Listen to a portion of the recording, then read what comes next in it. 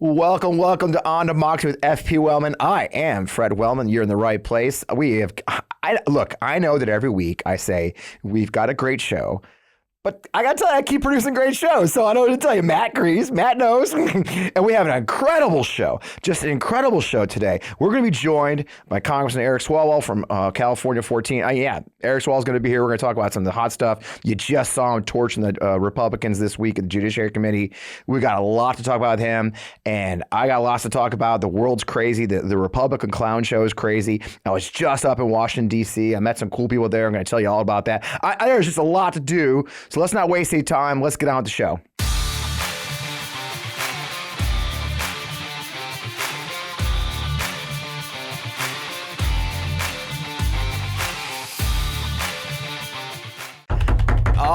Welcome to On Democracy with FP Wellman. You're in the right place. I am Fred Wellman. I keep saying that because it's in the script. Hey, I am so excited to be here with you today. I'm so excited to have our great guest, Congressman Swalwell, here shortly. A lot to talk about. But, I wanted to talk about first, as I do, I usually start off some kind of poll or stat or insanity. Here's the poll and the stat this week. The United States Marine Corps is without a serving Senate-confirmed commandant for the first time in 164 years. I want you to wrap your head around that number. We're talking 1855, since this guy, the guy pictured up here, Archibald Henderson. If you know the Marine Corps, Henderson Hall is where the headquarters in the Marine Corps is in Washington, D.C. That guy, the very first commandant who served for like 30 years, died in office in like 1855 or 1859, and that was the first time the Marine Corps had a commandant, the first time he had without. But they've managed to always have a commandant ever since 1859 until Tommy freaking Tuberville from Alabama, right? He is now sitting on 265 holds of general officer promotions because he's made the call that he's going to sit on all of them. Now, we talked about it last week, my friend Ben Hodges. We talked about it a lot, but things are sort of heating up now and coming to a head. But I also want to take a little different angle. Now, just to recap where we are, if you haven't heard about it before, as you know, a senator has the privilege to place a hold on a nominee for office that doesn't allow the Senate to conduct what they call a basically unanimous consent, right? Which is where everybody says, yeah, I dig the dude, vote. In otherwise, they have to go to regular order, which means there's arguments, there's a time allotment for everyone to make speeches, and then you vote on that person. So the difference is somebody said if they did all 265 of these nominees using regular order, it would take like 8 months straight, doing nothing else but promoting all these generals. And what that means is that it's just almost impossible. So Tuberville's really upended the system, right? And has caused a lot of turmoil. And now they're all trying to blow it off, say, oh, well, there's an acting commandant, blah, blah, blah. But you have to understand the military command structure. It's a very big deal. But more importantly, you have to understand the military people, right?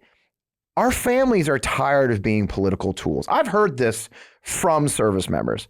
They just feel like the Republican Party today is just using them as a political tool, a punching bag. They don't actually exist as humans. Their needs don't matter. In this case, you've got over 265 officers. Probably every single one of them, almost all of them has a family. At the age they're at, they're probably kids in high school or middle school or older who can't move, who can't go to their new school, can't move in their new house. They're just in limbo.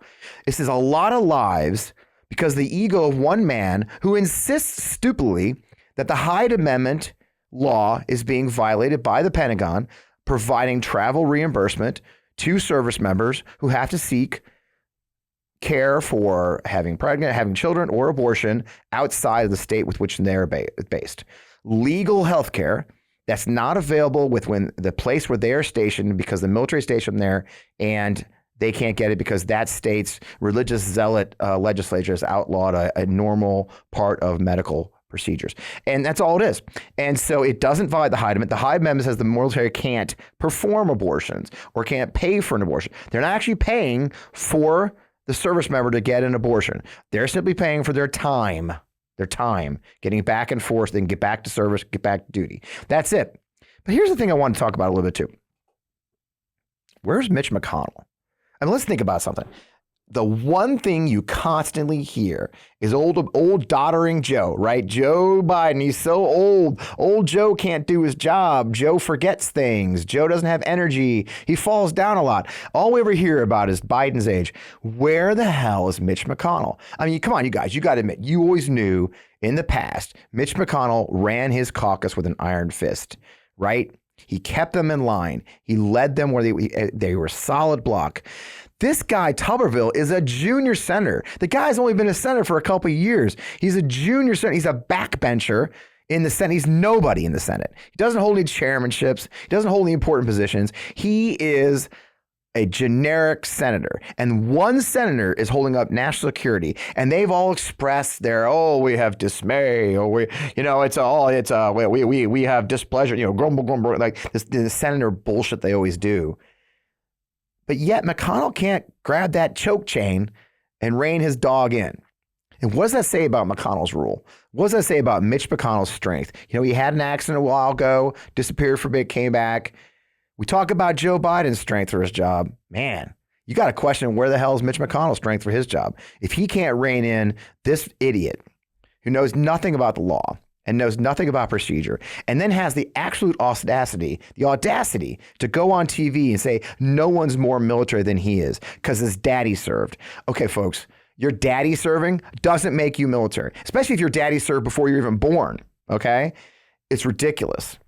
But again, the Republican Party has become a complete clown show. And that's what's so great about having our guest today, who I can't wait to join us in a second. If you saw what's happening last week on the House side with the big witness, right? Comer. Oh my God, Comer's going on TV talking about how they finally have their witness. And oh man, all those MSNBC people are going to be really embarrassed because they got a really good witness. And then the guy gets indicted by the Department of Justice, but not recently.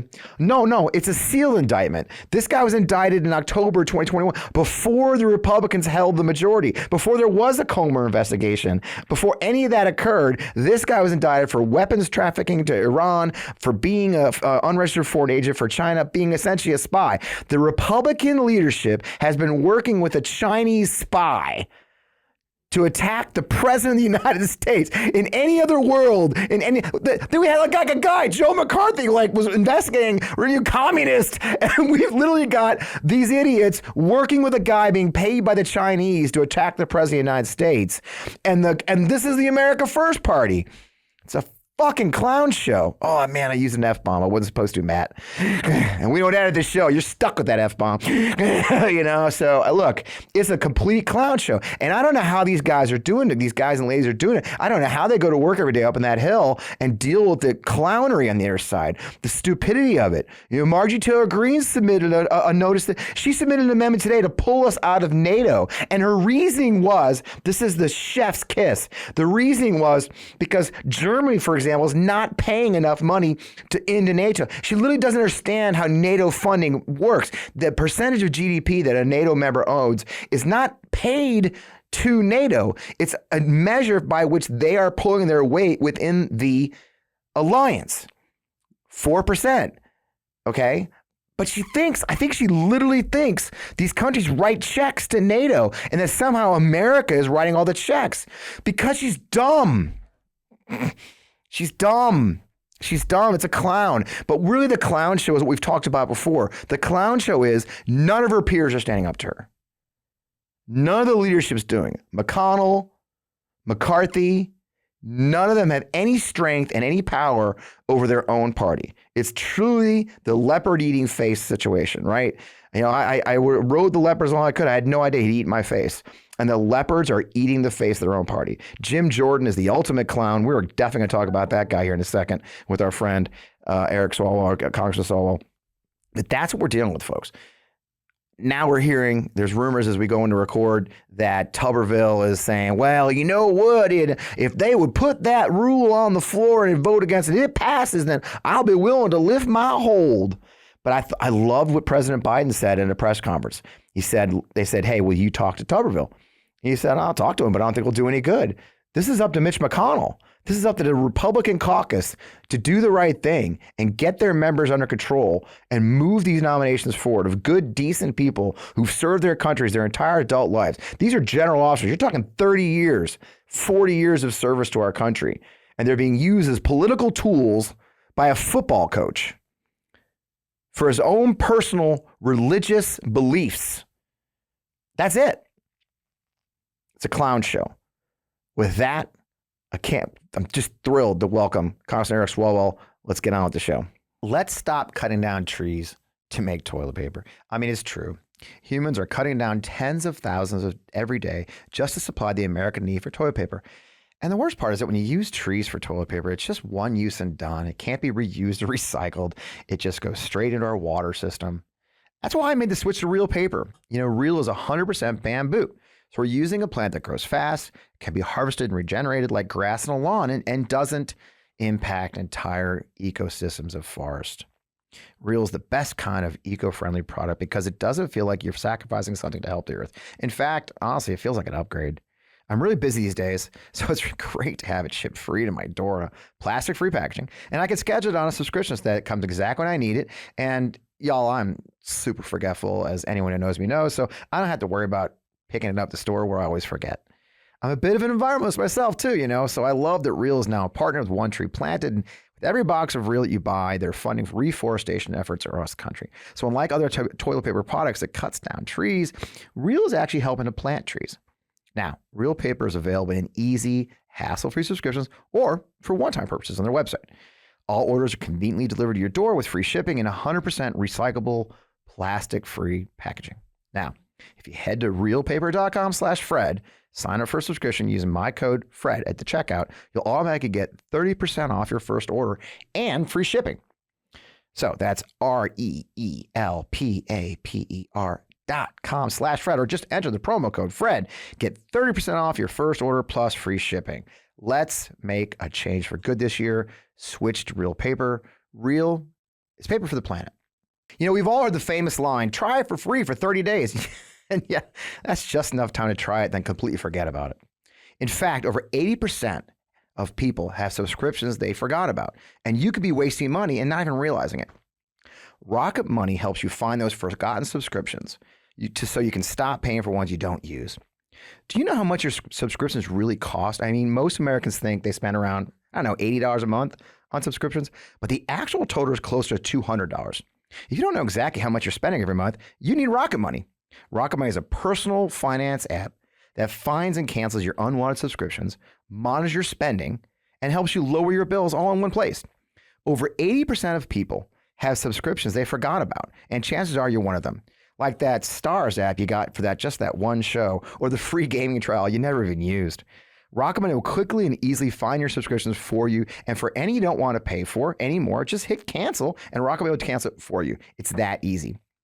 Now, Rocket Money also helps you manage all your finances in one place and automatically categorize your expenses so you can easily track your budget in real time and get alerted if anything looks off.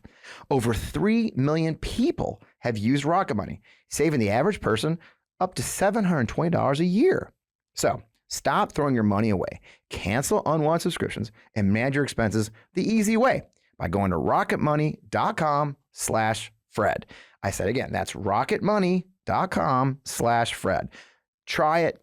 Again, use my code rocketmoney.com/Fred. Well, welcome back. And I am excited. As I told you, we've got California 14th District Representative Eric Swalwell joining us. I'm thrilled. I think I've been bugging you on text messages for a while, Congressman. So, that's all right. Yeah, Thanks, man, it's great to have you here. I'm excited to be on with y'all. Oh, it's great. Love it. Welcome to the Midas Touch Network. Our fans love you, so it's just great to have you. I did a little bit, at the beginning there, as you heard talking about just the clown show, right? Just between the Tuberville stuff on the other side, between Marjorie Taylor Greene trying to pull us out of NATO, and then, of course, the fake witnesses. I mean, it's just on and on. And I watched you yesterday or this week in the Judiciary Committee. You opened right up with a nice little punch at Jim Jordan, the fact that he hasn't replied to his own subpoena for well over 400 days right now. I mean, how are you? It's such a simple question. How do you go to work every day in such a freaking clown show? Yeah, a lot's on the line, right? Yeah. And that's how I do it. I've got a 6-year-old, a 4-year-old, and a 1-year-old. So I would say I'm contractually an optimist on their behalf. I have to be. Yeah. And so, for them just punching back at this nonsense. And, to start the hearing yesterday, to immediately call out Jordan for, the whole hearing, he's saying that the FBI is lawless because they're not helping Trump and they're not going after Hunter Biden enough. And he's weaponizing them in the way that he's weaponizing his committee in the way he doesn't want them to weaponize government. Yep. And I just thought, wait, this guy has been out of compliance of a congressional subpoena for 400 plus days, and we're going to be lectured by him about lawfulness. And so my approach has been this Congress to take a 3D approach with these guys. So discredit immediately. So as you said, just, from the get, make sure that they are, on their side of the field and that we're not letting them be on offense. And it's easy with Jordan because he didn't honor a subpoena, so he has no credibility. The second D would be to defend the Biden administration where necessary. But the key here, Fred, is to not, chase every ball that they throw. Like, we don't have to respond to everything because so much of it is nonsense. And if you're popping up in response to something they say, pretty soon, I think the voters, our constituents, just tune out. So discredit, defend, and then, as I ended my questioning, deliver. Pivot to what we would deliver if we were in the majority. And I wanted it to be clear that, they could say the word laptop over and over and over, and it was just laptop, laptop, laptop, laptop. But we should be talking about the mass shootings that have occurred, 300 plus so far in July. We've got the FBI director before us. We should put, God forbid, maybe lives over laptops. And so I think that's a good formula for us. And that's exactly, so the 3Ds is the key, and I really appreciate it. And I've been very blessed. I've seen Leader Jeffrey speak. I mean, I've been very impressed by how you guys are just, you're doing a great job, not to blow smoke up your ass, but we're here. I'm very impressed by how, especially, I live in Missouri. There's a young woman here named Crystal Quaid. She's the House Minority Leader for the state of Missouri, the House delegation. And she's on a super minority, right, Eric? And she has done a brilliant job of splitting her opponents, splitting the House, because they all hate each other, right? I mean, you see it, I'm sure. They all hate each other. So you kind of pretty much, are you finding yourself trying to run that gauntlet between how they all kind of fight each other? Or how does that play out for you up in D.C.? Oh, there's absolutely a tactic in divide and conquer, right? You have to, see that as an opportunity because, again, at the end of the day, this is about whether we have community or we have chaos in our country. I mean, that's how I see it. And in every way, they offer chaos. Whether it was paying America's bills by lifting the debt ceiling, it was more Democrats than Republicans who voted to do that. They chose chaos. Crashing the economy, crashing your personal savings, keeping the government open. We're going to have to do that in a couple weeks here, and they have chosen chaos. A number of their members are saying we should just shut it down, as if it's just like, a TV that you just turn off and you could turn back on and there's no consequences in between. That's not how it works. People are going to lose their jobs and national security is going to be on the line. And then on Ukraine, again, this fight for democracy over in Europe right now that could come, to our shores, they're willing to just walk away and just have absolute chaos in the world. And so I do think most Americans right now, they prefer community over chaos. And if we're team community, that works. And dividing chaos, I think, is a tactic that is quite effective. Yeah, and they're handing it to you on a plate. I did like, though, but the professional part of it is you did circle back in your conversation to something I know a lot about as a former Lincoln Project guy, by the way, a little bit about being doxxed, and death threats. I know your family has suffered that. You've got small children. I was really impressed. It's a serious issue. These FBI agents are being attacked. Now, it's being egged on by your political opponents. Do you think that's the way they ignore that? Part of me thinks that's the plan, right? I mean, they like that chaos, right? Yep. No, Fred, they know exactly what they're doing. Their silence in condemning it is their complicity in violence happening. And right now you have this former Trump aide. He's got this website. I don't even want to say the name of it. But he is putting the pictures of FBI agents, their dates of birth, in some cases addresses. He's saying about the Hunter Biden, one of the line prosecutors, that his mission is going to be to make her pay, whether it's justice or some other way. And that's out of bounds. It's meant to intimidate. And I'm not going to let them bully our law enforcement around. And so I know by calling this guy out, it's probably going to bring more fire our way. But fuck them, frankly. We're not going to be bullied by these folks, and that's the only path they know. They're not winning on ideas. And if you go back to the start of the hearing yesterday with Christopher Wray, what struck me was when Jim Jordan said that the reason the Republicans lost the 2020 election was essentially that the FBI would not let the public learn more about Hunter Biden's laptop. It was just like, what? Like, are you fucking kidding me? That you think that you guys lost a presidential election because the public couldn't see non-consensual nudes of a private citizen? It wasn't because of your ideas. Like, that's what you guys are falling back on now. And by the way, this party of privacy, they care so much about protecting against the surveillance state. But if a laptop, lands in their lap and they can expose it to embarrass, the person who lost it, that's okay. I mean, again, it's just, that's where they have taken us right now. And what I appreciate about the Midas touch and what you all do is you push back. You don't go looking for a fight, but when they bring it, you punch back twice as hard. And that's the only way forward with these guys. I agree, and I've got a lot of history doing it again in my career too, and I tell people a lot. We're here for it. I've had my house, my old house was published on the web. It's like it's funny. Like every now and then I'll get a little threat. I'm like, really? Get in line. Guys like us in the public eye, and that's the point. We should move out and take fire. People like us should move out too. It's not fair though. It's completely inappropriate for a private citizen like a freaking FBI agent. For God's sake, I have a lot of friends that work there. A lot of my military veteran friends went into the FBI. A good friend of mine was actually the guy in charge of the entire hostage rescue team at one point. It's a very serious matter. Now, I love to turn. I only got a little bit of time because there's good news. My God, you guys had a great news week. The Biden economy. The economy is freaking rolling. Economy. Inflation's down 0.02% last month. A total of 3% annual. The numbers dropping. Fuel prices are down. I'm loving airline tickets going down. I appreciate that one. Things are the bills you've passed. It's got to feel good starting to see some positive impact. How do we tell that story better, Congressman? I mean, how do we make sure people know that?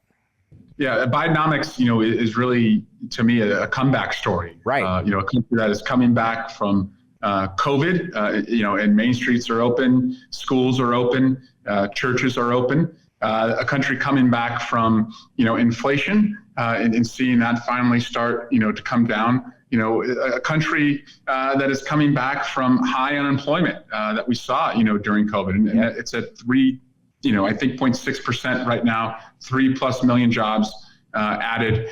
It has to be a comeback story. It has to be a comeback story for everyone. And so I don't want to say that, we're entirely where we need to be, but we're on our way. And so I think if we frame it that way, Americans understand what a comeback story is. The president has brought us back from, one of the darkest places this country's been in 100 years, the COVID shutdowns to our economy, our livelihood, and our, just our communities. Yep. Yeah. And doing it quietly while building coalitions. And we see it again and again. I talk a lot on the show. We had General Ben Hodges, who used to be U.S. Army Europe commander, here last week, talk about how Biden is very good, that old senator in him, right? I beat him up for it, but also it helps in times like this. All of a sudden, Turkey's cool with Sweden. That was weird. How to, that's very quietly, as you said. And he's brought NATO back together, right? Right. Trump essentially walked us away from NATO, alienated us from our allies. And you know what that does, by the way, and I think we should say this more, when we don't have allies in the world and we can't rely on NATO, it costs us more taxpayer money to pay for our national defense. And when we do have allies and we can collectively, have a common defense with NATO or other partnerships, it should cost us less. And so at the end of the day, we should strive to bring down, the defense spending, put that into our communities, because we are bringing back NATO and, these holy alliances that protect freedom. Yeah, and we're growing and we're stronger for it. Now, I was talking to one of your colleagues, and I live in St. Louis, and St. Louis has made it's kind of a different shifting of gears, but it relates. Here in St. Louis, we're trying to build a very welcoming community for our Afghan refugees. I was involved in some of the work with the International Institute here in St. Louis of getting them supplies. I understand you in the East Bay, though, have also a large Afghan population. You personally been very involved in trying to make them feel welcome. I mean, it's very important. We talk about Afghanistan and the fall, but we also, a lot of us who are veterans especially, get frustrated because we're not talking about the result, aftermath, which is our allies being abandoned. What are you guys doing on the East Bay to make our Afghan allies feel welcome, and what are you doing in DC? Well, first, and I should have said this at the top, thank you for your service to our country. And in my district, we've got the largest Afghan American population in the country. Little Kabul is in my district. Yeah. If you read the book Kite Runner, it tells the story of the family going from Kabul to Fremont, California, which is in my district. And so when the evacuation took place, we had at peak 6,000 refugee cases that we were working on. Wow. And it really was just heartbreaking because we had more losses than wins in our ability to get people out that we were trying to help. Yeah. We're still trying to help them. I just got great news that an Afghan interpreter who 2 years ago, 2 Augusts ago, flagged me down at a town hall, very, very emotional. Frankly, he was screaming at me for good reason, that he had gotten back, but his pregnant wife was stuck in Afghanistan. We just learned, he texted me earlier this week, a picture of the visa for his wife and their baby, who's now been born, and they're all going to be united in America. And so it took 2 years for that to happen, but we did it. Again, we still have more cases that are outstanding than wins. Yeah. But we're going to try and help as many of them as we can, because as you said, that was a commitment that they made to the United States, and our commitment back was that we would get you here. That's wonderful. Again, I did lose an interpreter in Iraq. His family lives here in the United States, and then I've got others. And it's amazing to me how much this matters to my peers and to my fellow veterans, that we are taking care of our Afghan allies, the one who did sacrifice next to us, and our Iraqi allies as well. And it kind of got me thinking as you're talking, my viewers are like, what are we talking about? But constituent services, right? I mean, it sounds dumb, but I don't know if you know, I helped my friend Marcus Flowers run for Congress against Marjorie Taylor Greene. Yeah. And Marjorie, of course, doesn't even have district offices. Well, she has district offices, but doesn't list them. If you go to her website, it's a P.O. box, right? And that nuts and bolts, and what I just heard you talking about helping your Afghan American constituents and even non-constituents is that everyday knife fighting and wrench turning of being a member of Congress that matters, constituent services. And I don't think enough Americans understand it. I was amazed how often I knocked doors, Eric, and people they had no idea what a congressman was supposed to do beyond distant. I mean, I know you put a lot. What I just heard very clearly is you put a lot of emphasis on that. I mean, how does that matter to you, and how do you execute that effectively in your district? So my job title is representative, right? So the way I look at this is first and foremost, I have to help people in need, whether it's a passport, Social Security benefits, veteran benefits, visa issues. And so we do thousands of those types of cases. And the most fulfilling parts of my days and weeks are when I learn of a success in that realm. And so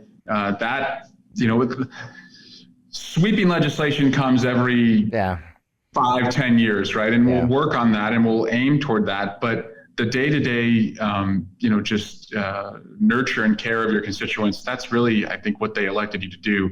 And that's, frankly, as I said, just the most fulfilling part of doing it. And, fighting for people who are owed a couple $1,000s in an IRS refund, and they're fighting the IRS to get it, and our office is working to get it, and then they get it. And to the federal budget, that may seem like a drop in the bucket, but to my constituents, those are bills, or those are savings, and it means a lot. And my job is to fight for them, not to be, as you pointed out with Marjorie Taylor Greene, like just a clap back culture warrior who just sees owning the libs as like what she does. And that's frustrating, is that there's too many people that I serve with who I think approach it that way. Yeah, it's incredibly frustrating. I saw it firsthand, and saying, and with that last piece, and you brought the word up, so I'm going to jump on it now. The culture wars, right? So a theme I use a lot on the show here, Eric, is that where in DC, some people have something that's a culture war to perhaps some folks who are professionals in my business, is not necessarily a war, a culture war out here in the red states or otherwise. It's a real war. Women are losing their lives because they can't get health care. Transgender kids are committing suicide. I mean, these are real life and death issues to a lot of Americans. I mean, how do you? I mean, it's got to be a fine line you're trying to tread. I know we got to talk about the economy and all, but there is real fear in a lot of parts of our country. They're going to lose their actual rights, right? I mean, how do we fight back? How do we fight that battle and change that dichotomy? I've thought about this a lot, Fred, and I'm convinced that one of the best ways, and I'll give you the trans attack as an example. I don't think on the merits, like we're going to convince Republicans that it's complete bullshit what they're alleging, that this is a widespread issue where every little girl in America would be an Olympic athlete except for the trans kid who's taking, her spot on the team. Like we're talking about something that just is not happening very often anywhere. But like they have elevated it to like put the fear of God in every parent that this would happen. What I think we should do is we should impose a cost on them for their obsession. And so we should make this their obsession, not our obsession. And we should ask them, like, why do you want to go into our little kids' locker rooms and do genital checks? Like that's kind of weird. Like I'm a parent, I don't want you anywhere near my kids. Like that's creepy. Like make them feel weird about it because it's weird. And if you play it to its logical extension, that's what these laws would do. They would be on-demand genital checks. Like that's crazy. And so we should call that out rather than like trying to debate back and forth on the merits. Just say what you're asking for is an on-demand gender check. And I don't want you near my kids. Stop being a creep. Like that's it. And so impose that cost on them so that they just don't try and stoke that as an issue because they recognize they're going to look like weirdos. I think that's how we should approach a lot of this. That's what I recognized yesterday with the laptop was we're never going to win on the laptop. We're never going to convince the Republicans that this is all nonsense.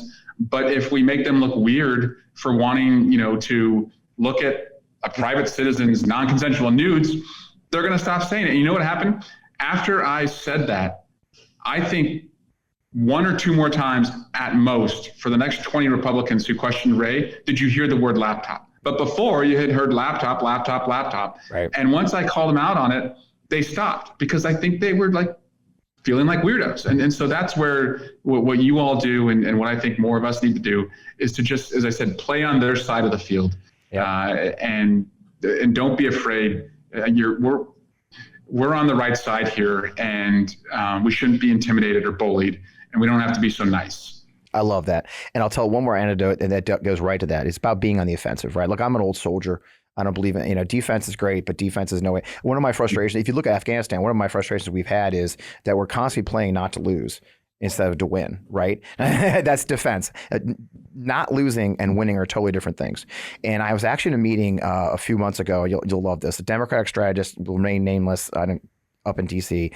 And she told me that, the organization I was working with at the time was like, I understand, why you have, Democrats the name or something. I'm like, well, that's what we're doing. We're supporting Democrats we have an organization called Forgotten Dems. We're helping Dems who have, 149 races didn't get much support.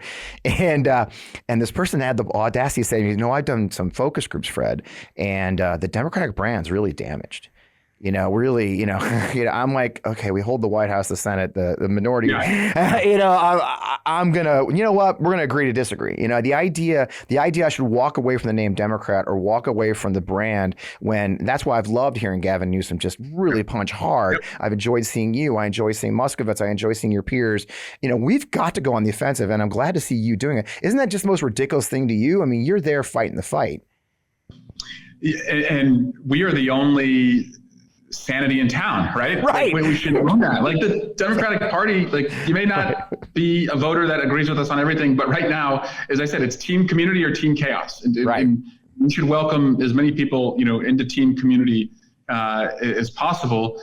And by the way, one of my biggest frustrations with Democrats, and this will happen in about a year as we start to get close to the election, we could be 20 points up in the poll but there is still kind of this bedwetting culture. The sky's falling. Like, we're going to lose. And it's just like, no, like confidence begets confidence. Like, right.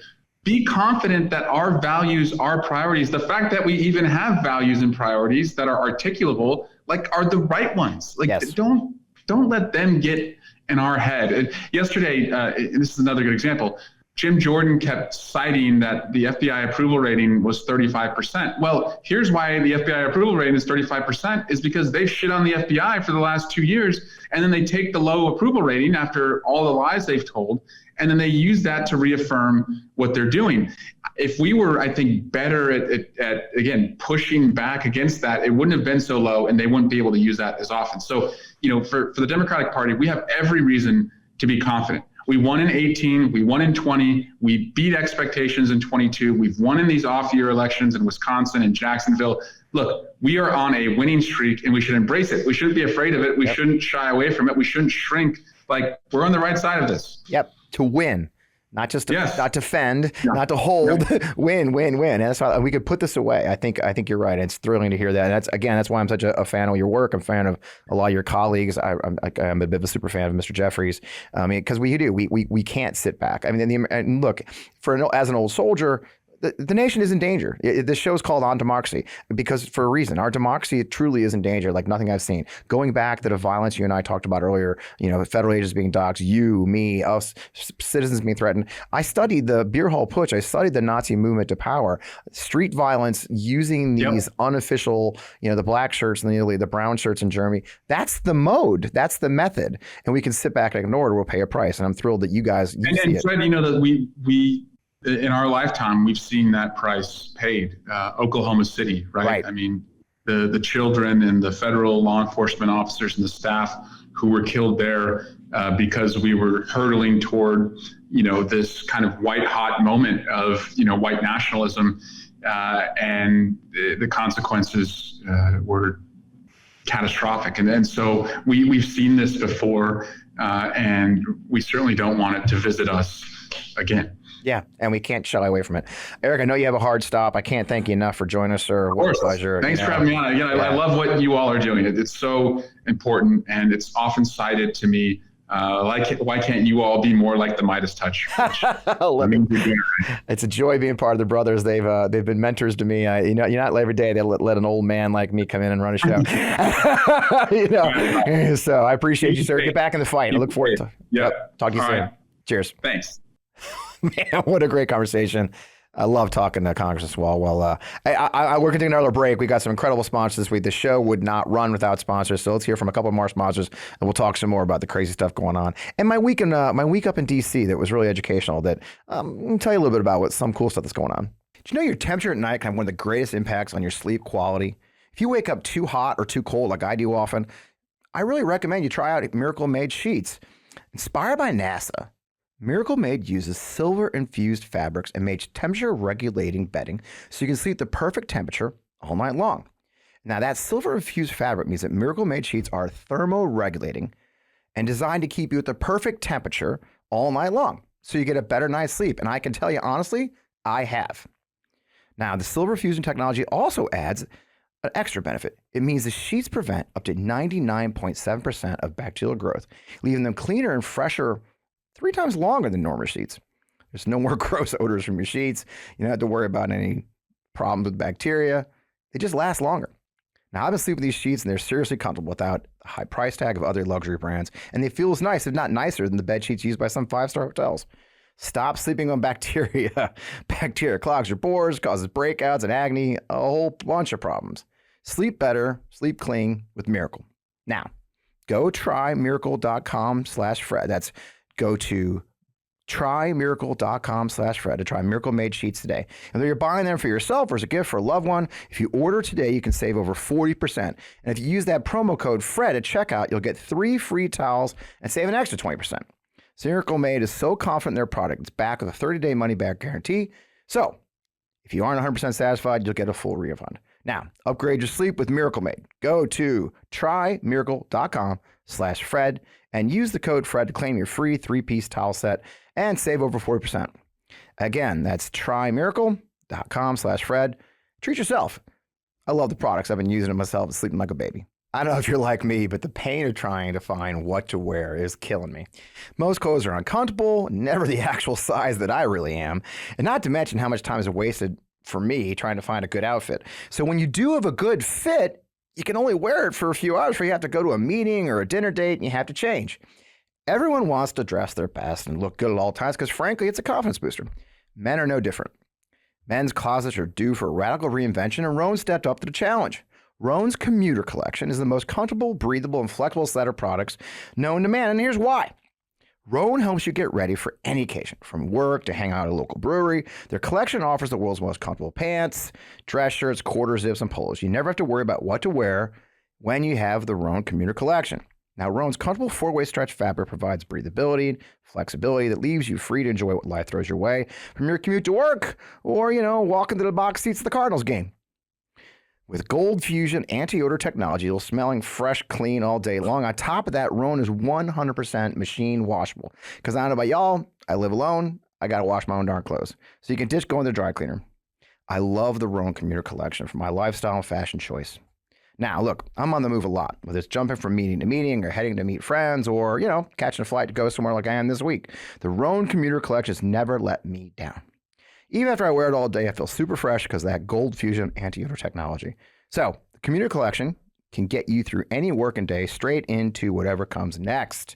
Now, here's what I want you to do. Head to Rhone.com/Fred.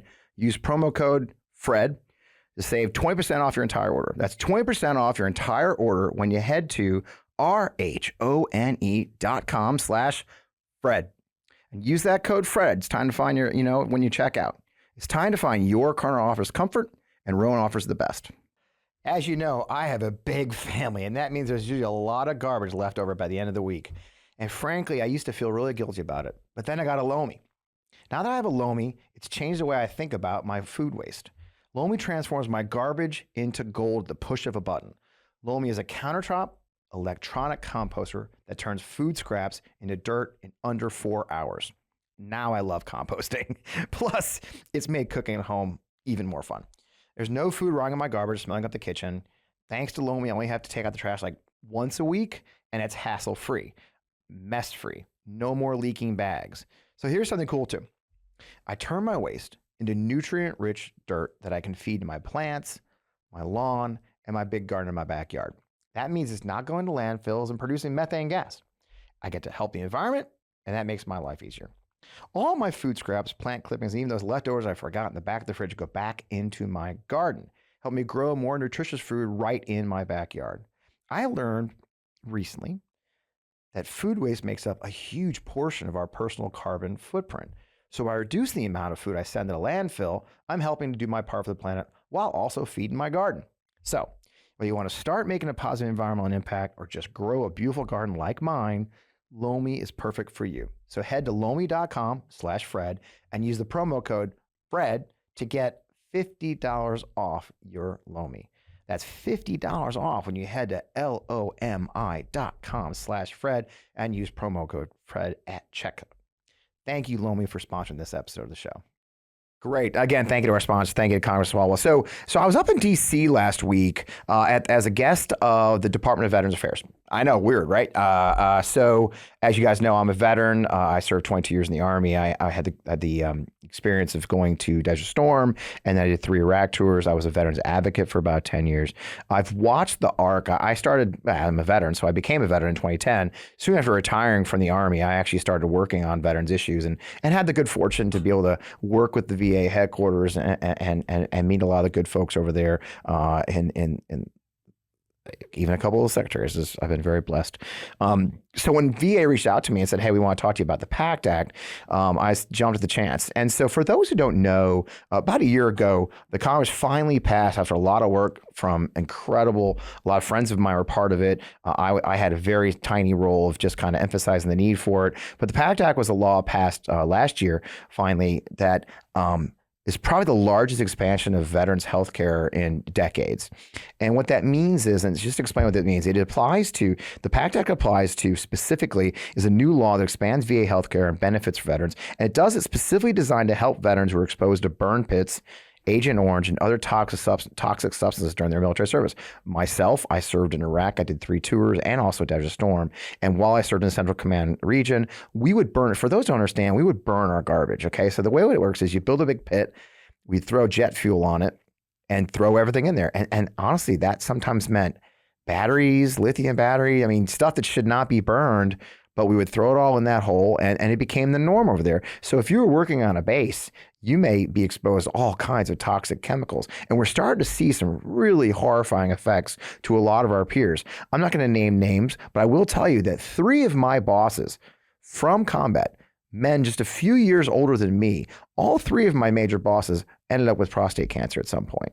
Very unusual cluster, right?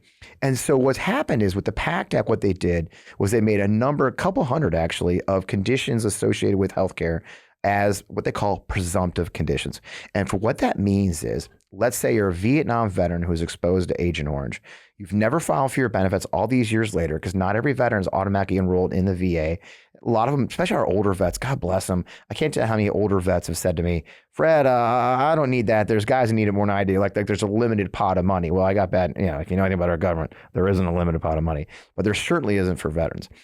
If this gentleman or veteran has developed hypertension, they are now saying that hypertension in Vietnam veterans exposed to Agent Orange is a presumptive condition of his service in the military in Vietnam. And that means that 1, he'll get benefits pay, believe it or not, actually disability payment and health care free from the government through the VA. It's a very significant thing. And the best part of this whole story, and the reason I got to meet the Secretary of VA, Mr. McDonough, and others, is because if veterans will file, and what's either an intent to file, which means the form you fill out saying, hey, I'm going to file, or actually drop your paperwork quickly at the VA before August 9th, 2023. So we're just a couple, 3 weeks out. But if you drop your paperwork before August 9th under the PACT Act, they will backdate any benefits you attain, any healthcare you attain, all the way back to when the law was passed a year ago. I got to tell you, folks, that's a significant amount of money. If you end up with 50% disability or 100% disability, I'm not going to give you numbers. It's a significant chunk of change that when I first filed for my benefits 2 years after I retired from the Army was oh my God, it changed my life. And my ability to get that money and get that health care was huge for me, even as a retired officer from the Army. So again, they're pushing us all to kind of speak about it. I'm a veteran, and I know a lot of veterans watch our show. And a lot of veterans' families watch our show, and this applies to your family too. I mean, if you're the daughter of a veteran from Vietnam and he's suffering from these, you can get the benefits. You can get imagine the ability to put your father or your mother in a home, in a nursing home for free. When they pass, the veterans get benefits to get a free burial. This is important stuff that is life-changing for a lot of Americans' lives, all because of my friends, my sisters, my brothers, my moms, kids, dads served in the United States military and earned they're earned benefits. And so we're urging, and I'm proud to partner with the VA to urge you to seek out your care. If you served in the Central Command region in the modern era from Desert Storm forward, like me and many of my friends, if you served in Vietnam and perhaps were exposed to Agent Orange, if you served in the military and were exposed to toxic substances otherwise, this is a chance to quickly get your paperwork in, get the benefits you've earned. It's very simple to go to va.gov/PACT. I'll have Matt put that on screen. It's that easy. va.gov/PACT. You click on that site, it leads you to where you can file your paperwork. And the last note I'll say is, what impressed me with my visit to the VA is everybody I met was trying to find ways to help veterans. Like the whole pitch that they gave us that were there is, we want veterans to get the money they've earned. We want veterans to get the health care they've earned.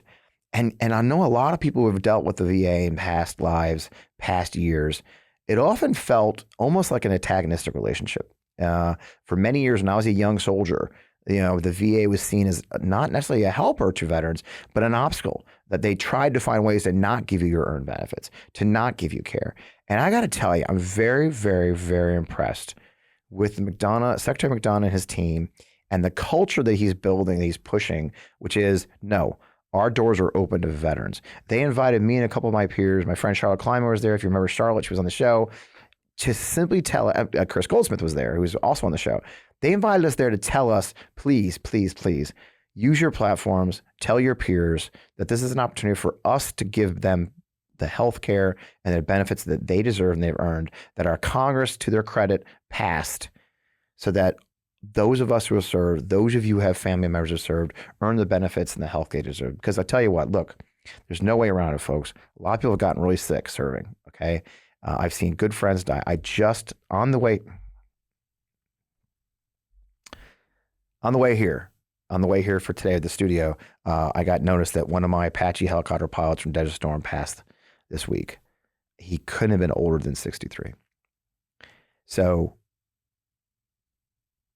those of us who serve downrange, please get your benefits. It's not too late. There's not a limited pool. The VA wants you to sign up. I would hope that you will. Again, that's va.gov/PACT. I would really love you to sign up and get your earned benefits. And please tell your friends, tell your neighbors, write me, leave a comment on the show, on Midas Touch Network, wherever.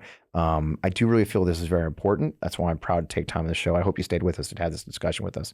In the meantime, man, that was a great show. Talking to Congressman Swalwell, you can see the fight we're up against, right? You can see how important it is. This week, the economic news came out. They're great. There's just no way. I forgot to mention eggs. All you heard was eggs like a few months ago. Oh, $4.85. Eggs are down to like $2.22 again, okay? Oddly, the Republicans aren't talking about that anymore. Gas is down. Airline tickets are down. Real wages have gone up. So there's real progress. We are the only country, we are the best performing economy in the G7. It was funny. The Republicans were smearing us and bashing us. Oh, the Biden economy. Well, guess what? Now you can say, yeah, the Biden economy turned it around. At the president's leadership, Congress passing the Inflation Reduction Act, the other actions are going on, even the Fed doing it the right way, is going very well for average Americans. And if we could tell that good news story, we can go on the offensive, push back against the lies, push back against the deception, tell the truth. We are on the offensive, and we must, because our democracy demands it. So I hope you'll join our sponsors. We had a lot of sponsors this show. We've got some incredible folks. The reason the machine works is because we have incredible sponsors. I can't thank them enough for being a part of this. As always, we're located here in Half Coast Studios in St. Louis, Missouri, with VI Media, our longtime partners and friends at vie.media. They're a great digital marketing firm that can support your agency. In the meantime, I'm going to do my pitch. You guys are sick of it. Please go download the show on Apple, Spotify, wherever you get it. Go watch it live on Midas Touch. Tell your friends about it. Leave a positive review. Leave a star. Leave a thumb. Leave a comment. Share it. All the help you can get. The more people watch our show, the better we do. We've got some exciting guests coming up. Honestly, I sometimes I kind of just pinch myself that the opportunity I've had to talk to some really cool people who are changing the world, and then get to show up here to talk to us. So a lot more to come. In the meantime, check out the Midas Touch creators. They have built a cadre of incredibly talented people who are telling the truth. I hope you'll check out my fellow creators, like my friend Chris Goldsmith and Ken Harbaugh, who have a new show on the Midas Touch Network, Against All Enemies, premiering daily, about the threats to our democracy as well, from the far right extremist militias and actual attacks, physical attacks on our fellow Americans. So a lot of great stuff going on right now, guys. Again, I am Fred Wellman. I'm still on Twitter at FPWellman. I'm on Threads and Instagram at FPWellmanOfficial. We love that place. The show is On Democracy Pod on Twitter still. I guess we should set up Threads for that, Matt. I guess I should do that since Threads is banging. That means we're going to need an official Instagram. More stuff to manage, Matt. But in the meantime, you can always find me. Please hit me if you need anything at all. In the meantime, thank you so much for being part of our family. Thanks for being part of the show. I can't wait to see you next week.